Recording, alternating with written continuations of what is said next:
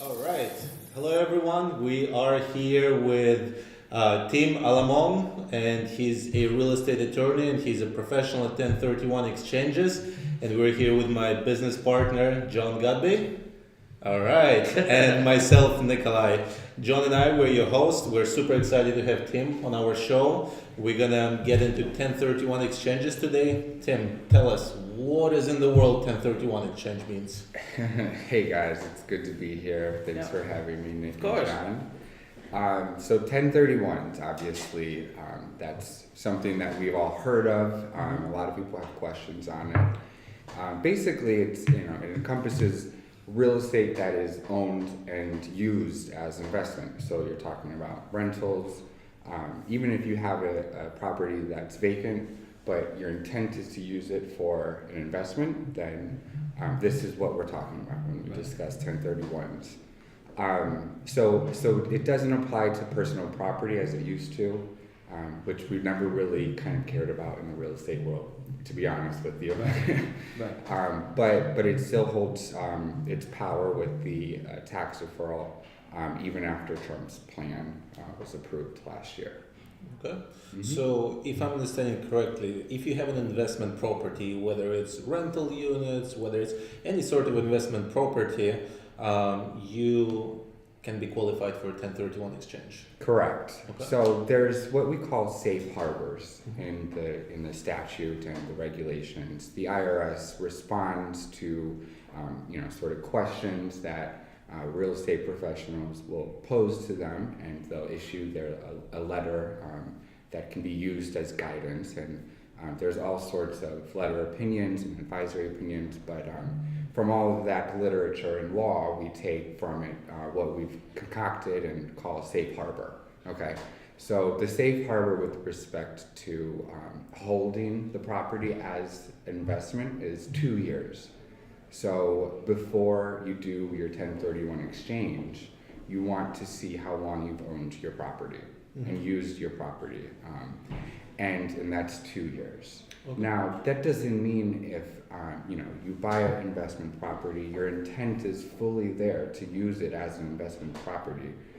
You go out and you do renovations to it. You even might find a real estate broker to go look for potential tenants.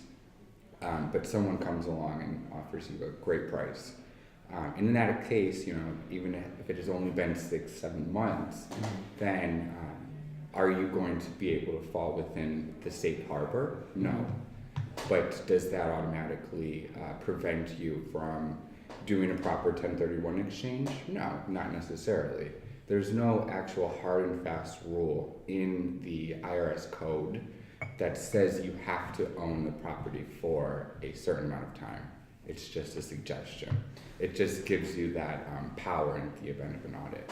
Okay, so it's just a suggestion. There's no exact law that kind of like states that you need it for a certain amount of time. Correct. Right. So if I wanted to if I wanted to do a 1031 exchange, essentially, I'm an investor.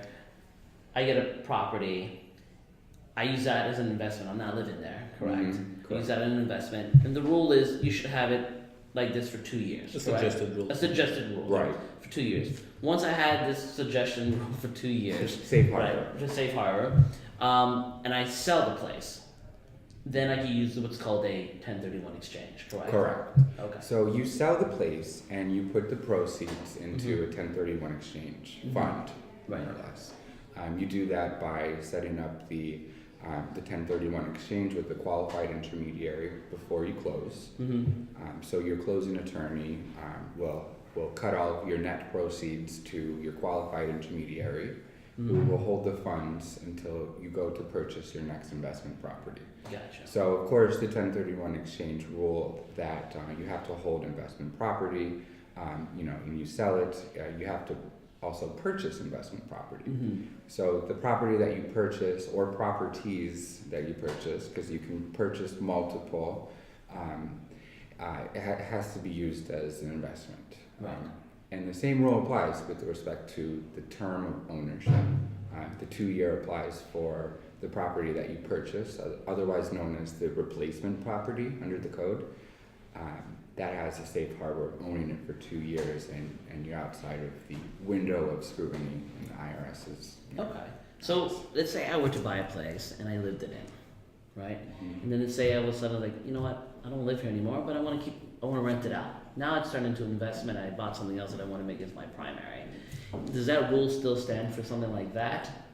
Yes. The 2 years. So once I leave, at least for 2 years of being as an investment, and if I sell it, I can still do this 1031. Right, and it's a beautiful thing to do. Right. So you have outgrown your starter Mhm. home, and you now want to purchase something bigger. Right.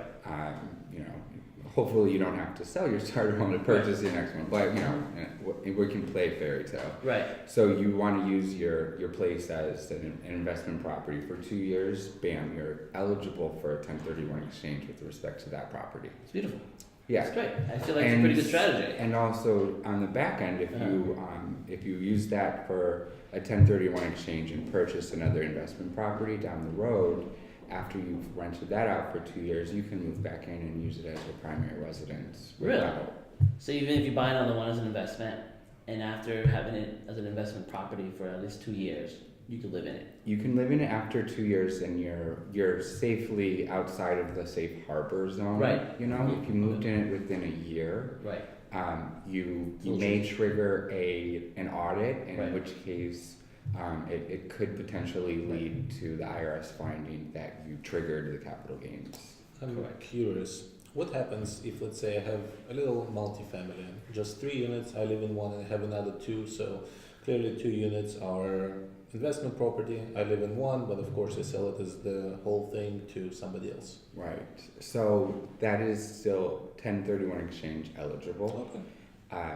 with respect to 75% of the property. Okay. So the 25% that you use as your personal residence, you can still apply, or you can still benefit from Section 121 of the tax code, and obviously that's the code that cuts off the first 250,000 gain if you're a single, Yeah. and 500 if you're jointly as a married couple.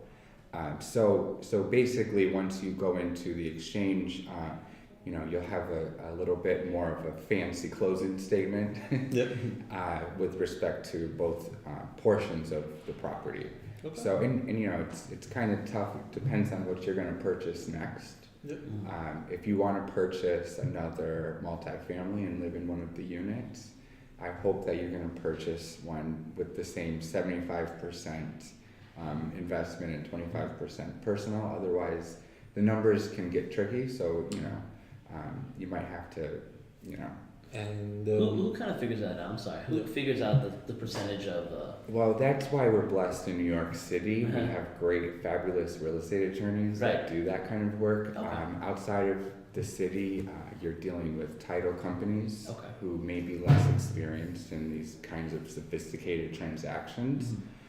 So you really should potentially team up with a qualified intermediary like mine, who would be able to do something like that for your exchange in, say, Arkansas or Colorado. So, you know, you kind of want to have someone in your team that knows, right, of course. and that's always the case. Okay. And this might sound like a silly question, but figure to ask: if I didn't make any profits of my investment property, I held it for 2 years, the market stayed the same, I'm selling for the same amount. Does it make any sense for me to do 1031 exchange, or there is none? Well, if you're not triggering a taxable event, then you're really wasting money on paying a qualified intermediary to hold the money. Okay. And you're also you're tying your money up. Okay. In other words, because once you go into the 1031 exchange, you can't close on your relinquished property, which is the term that we call the property you sell first Yep. in a forward exchange. You have that relinquished property, and you know, you've got your 45 days, your 180 days, but not until the 45 days would you be able to get your money back from the qualified intermediary, because at that point, if you haven't identified replacement properties, then the exchange is dead. Okay. So in other words, once you give your money to the exchanger or the qualified intermediary, you can't get it back very easily. Gotcha. Right, and so it's like the QI, which is the qualified intermediary, Yeah. right? The QI, it's almost like essentially holding your money in escrow, correct? Exactly. Right. So, Yeah. so once you sell, so you got a place, okay, you want to do a 1031 exchange now. So once you sell your place and you sign at closing your place, and now you have the money, and the QI now has your money. Mm-hmm. What's the next step?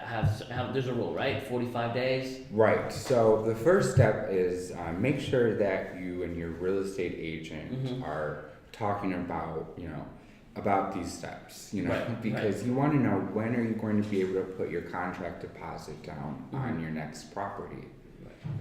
You're able to take money out of your exchange before the 45 or 180 days to make that contract deposit. It's important to know. But after you close on the sale of your first property, you have 45 days to identify potential replacement properties. Okay. And then you have 180 days, also starting from the date that you close, to purchase those amongst those identified properties. Gotcha. You don't have to purchase all of them. You can purchase more than one, but you do have to close on one of the properties that you've already identified. And so it needs to be officially closed within the 180 days. Yes. Since of the closing of your first property. Correct. Gotcha. It's not 45 days and then 180 days after the 45 days. Right. And I remember this little detail. I believe if you had left, let's say, $2 million in mortgage on your previous property, it's a must for you to take out $2 million mortgage on the new properties that you buy, right? Right. So you want to be careful with debt. Okay. Anytime you have a payoff of a mortgage on your relinquished property, say in other words, you're paying off your mortgage $500,000. Then your next property, if you don't replace that debt with the same amount of debt, or you fill it with your own cash, then the relief of that first mortgage could be considered income or a taxable event, which would trigger the capital gains. So, for example, if you've got how much did you say? Mortgage? Let's say I had $2 million in mortgage. A $2 million mortgage on a $5 million property. You sell it and you pay off your $2 million and you're left with $3 million, we'll say.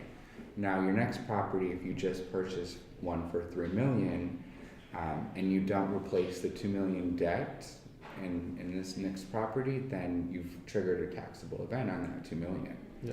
So what I would suggest to people in that situation is to buy another property of $5 million or greater, use your $3 million in your capital or in your 1031 exchange, plus an additional $2 million in either financing or your own funds, out of pocket funds.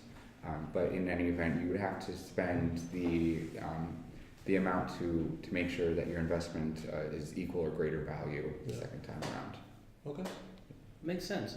So with the QI, when I identify the properties that I want within my 45 days, I have to let that person know. Correct. Right? Okay. So they'll send you forms, and you really just write out the address on the form and sign it and send it to them.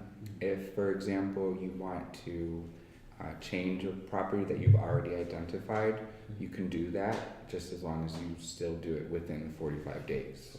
Once you hit the 45-day mark, what you've identified is locked. Okay.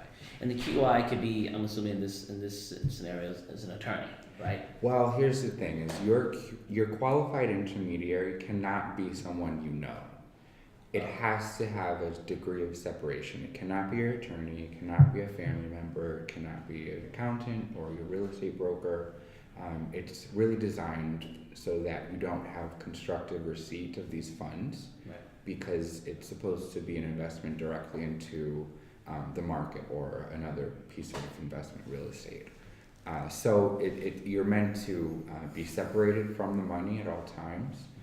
So you want to avoid having someone act as that. And generally, you can just find someone a company that specializes in Especially in 1031, these types of things.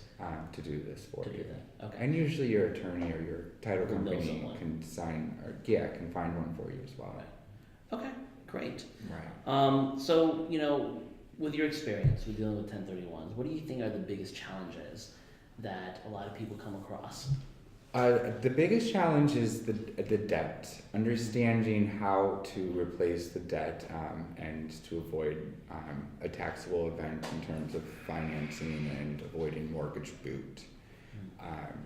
It's definitely not hard to find properties right now. I think people are kind of at the point now where they're not facing the 45 days and they can't find anything. Generally, we don't see any issues with closing on time, especially if you have been planning all along. I always tell people, wait to close on your sale until you have a good idea of what you're going to buy. And right now, it's pretty easy to do that with the right team. Right. What kind of suggestions can you give to someone who wants to start doing this? What kind of suggestions can you give for that type of person? I would say anybody who's thinking about 1031 exchange is definitely find somebody who knows what information to offer you on your specific transaction. For example, if you own a specific type of property in Long Island and you're thinking about doing an exchange, you really need to find someone that's done these before, that will talk to you, that will be available to give you a closing statement and tell you what your estimated taxes will be, how much you'll save by doing a 1031 versus if you did not do a 1031. Sure. You want to keep your professional income tax professional close by. Because he or she knows your tax bracket and what other deductions and that you're taking, so they can work with whoever is advising you on the 1031. They can work with you and talk about your impact. Okay. And with the new tax plan that Trump has put in and anything, have you seen any sort of obstacles or anything that's really big changes? Not for real estate. Okay. No, that just they took out the 1031 exchange applicability to personal property, so business assets like helicopters, private jets, and bulldozers, stuff like that were in the 1031 exchange realm before. Really? Yes, even artwork and anything that was an investment. Really? It actually. So it's not just real estate? No, the 1031 exchange law code was really started in the early 1900s for the benefit of farmers, right? For their equipment, and it kind of morphed into this, 21st century sophisticated investment real estate tool. Right. But So it's very incredibly useful. I guess I can have a bar or a grocery store or whatever, and I can do 1031 exchange. Right, so you can do 1031 exchange from a bar or grocery store to vacant land. So it doesn't matter what type of property. Well, learned something new today. And then you could also identify, let's say, a piece of art if I wanted to. Not now. Well, not now, but No, because that wouldn't be kind property. okay. So when they had the personal property 1031, it was a little bit more restricted with respect to the term like kind. Mm-hmm. If you were going to sell a piece of art, then understandably so, you would have to buy another piece of art. Okay, so it had to be the same. But it couldn't be a sculpture or Right. something like that. Gotcha. It was a little bit more hairy with respect to identifying like-kind property, but with respect to real estate, everybody asks because they see the term like-kind in quotation marks. We've all seen it, right? Right. They think there's some sort of legal holy grail associated with this term, but it really means nothing. Real estate is real estate, Right. whether it's a condominium or a co-op or a single family. They can all be exchanged. Single family, multifamily, and also across state lines. What are you seeing what's more popular right now with the type of exchange? Is it multifamily? Is it just multifamilies. If we're talking about my practice is Right. generally New York City, so largely a lot of investment properties in Brooklyn are multifamily. Townhomes are great to rent out, great investment for New Yorkers. So those are always going to be a huge source of our 1031 exchange market here. It's interesting. It is, and the people who really benefit from this exchange in New York City is our landlords. Our landlords love to hear about 1031 exchange. They will come listen to you all day long. I bet they do. Yes. So, and I tell all of the real estate agents that I work with is, especially the new ones who are in rentals right now, still starting out, is pitch a 1031 to your landlords. They will see you as someone who is well versed, sophisticated, and Right. they might, entertain the idea of selling their property. And you, as an agent, could potentially get 2 commissions. Right. Right. On the sale Right. and the purchase. Right. Which makes sense. I feel like that would actually be good advice for a landlord, and to see if they want to entertain an idea like that, because it's kind of true, because we do know a lot of landlords in Brooklyn. Another one is for an estate. Yeah. A lot of times we see an estate seller, and the estate owns the investment property. There's several heirs. Some of them don't want to be a landlord. Some of them want to cash out. Some of them want to keep being a landlord. So it gets tricky. You can do the 1031, but you'll have to speak to a legal advisor on the title and how that applies. But estate sales always a great idea for 1031 exchange if it's investment. Really, even if it has like multiple people attached to it. Correct. How would that work exactly? Well, that's why I say it's a little. I think it would be beyond this, but Right. there's you want to look at the vesting, title ownership, Right. and how is it going to be owned on the flip side, because the way that you own the property now, the relinquished property, it has to be the same name on the replacement property. Gotcha. And there's few exceptions to that general rule for an estate or an LLC. For example, if you own a property now and it's an investment in your own name, and you want to sell it to a 1031 exchange, and the next property you want to put into an LLC. Obviously, that's a great idea. Your personal asset liability protection, and you also have the pass-through income. So that is allowable, because if you're a sole member LLC, the IRS treats it as a disregarded entity anyways. So what that means is you can put the next property in an LLC wherein you're the sole member Of the LLC. Right. Yes. So let's say there's like 5 people attached to that property. Someone passed away, it's an estate sale, and there's 5 people attached to it. Correct.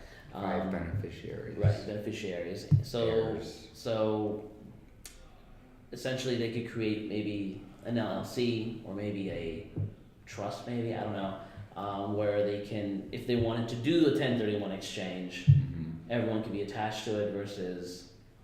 Right. So you want to see how the property is owned first, Correct, right? The deceased may have owned it in an individual name, or they may have owned it in LLC. Right. They may have owned it with their spouse who's deceased, and that spouse, So there's a whole host of different I'm sure you things go that come up. multiple different ways. We're given a good cliffhanger. Okay, guys? Right. So, in other words, Right. just call us. Right. We can explain. Right. That makes sense. Yeah, it's funny because when you're studying for you get your license in real estate, Right. and you see all the stuff that can happen in different types of scenarios, it just makes your mind explode. You're just like, what? And then you enter industry and you see that there's another 100 million variables, and you're like, that was nothing.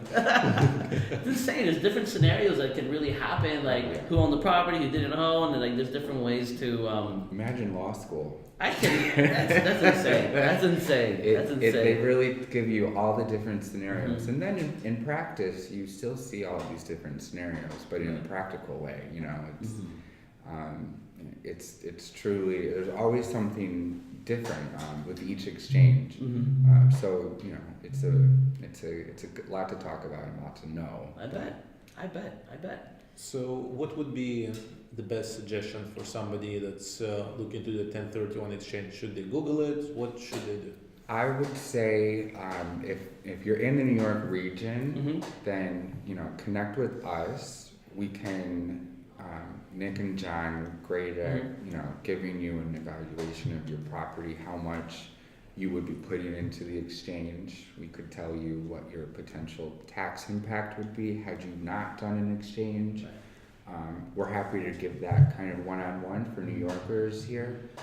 If you're outside the country, I would reach out to your real estate agent and start the process. And obviously, you're going to want to find a real estate agent that knows about 1031 exchanges. Right. Which makes sense. And we have pretty good connection all over the place, so we'll be happy to recommend somebody. Of course. I think this was great. We learned something new, especially about how it was back in the day with personal items. Yep. It's crazy. Yes, it's fascinating. And I think everyone who's thinking about investing and trying to avoid paying taxes right now, doing this 1031 exchange, I think it's a great way to build wealth and to essentially grow. Absolutely, you keep your wealth working for you instead of paying your taxes on your sale of the investment property. You can defer that tax and put that money back into your equity, into your investment, and that's the beautiful thing about it. Right. I remember entering real estate and I heard this for the first time. I was like, what? Right. That's Sounds catchy. 1031. But you have to remember it's a deferral. It's not an avoidance. So you eventually, theoretically, will pay the tax on an eventual sale of your investment property, and you don't do another 1031 exchange. Or if you were to pass away, and leave your next of kin or your children your property. Also, you have to remember that they will get a step up in basis, so they won't pay the capital gains tax that you would have to pay if you sold it, for example, the day before you die. Right. Yeah. Oh, that's interesting. And let's say I started with like something really small, and I started growing, and over years, let's say I did 1031 exchanges. Is there a limit? I'm just curious, so you can just keep on going. You can keep on going forever, Okay. as long as you stay within the rule. Right. As long as you stay within the rule. That would be a good client, no, for 1031 exchanges. It's a great way to for a young investor to start purchasing smaller properties, maybe down in Florida, and keep exchanging them until you hit your retirement age. And then as long as you've rented it out for that 2 years, you might have grown your small one-bedroom condo a couple streets from the beach to a nicer place on the water by the time you're older. And it makes sense. It's a great tool. It is a great tool. Well, I don't have any questions. If you have anything, No, I think this was phenomenal, actually. we really do appreciate you coming down here, Thank Tim. you for having and me. I feel like this is very educational because I don't feel like a lot of people are talking about this. Yeah. It's kind of like, even if you Google it, it's like It's an information overload, really, and that's the age we live in. There's an overabundance of information, and I'll listen to my podcast, and just the other day I heard a podcast that had information about the personal property 1031 exchange, and they didn't mention that it's no longer part of the tax code. Right. So people probably think. When you Google it, you gotta keep yourself in line with the current 1031 exchange news, which podcasts like this is where you get it. The law is ever changing. I'm sure a year, 2, 5, 10 from now, it's going to be most likely something different.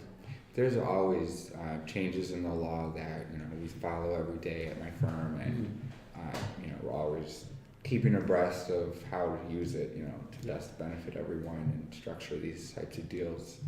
So, Tim, if somebody wanted to reach out to you, what's the best way to do so? Sure. My firm is here in New York. We are based in Chelsea on 25th and 8th. My name's Tim Allomong. It's Allomong and Associates. And you can reach out on an email, tim@allomonglaw.com. Perfect. And how do we spell Allomong? Yeah. Just in case. It's ALLOMONG. Perfect. All right. So thanks so much for passing by. Thanks, guys. This is another episode from the team. And if you have any questions, you can always reach out to us at our website, our email at zone@compass.com or zone@nyczoneteam.com. And until the next one, take care, everyone. Take care. Bye. NYC Apartment Zone, NYCApartmentZone.com.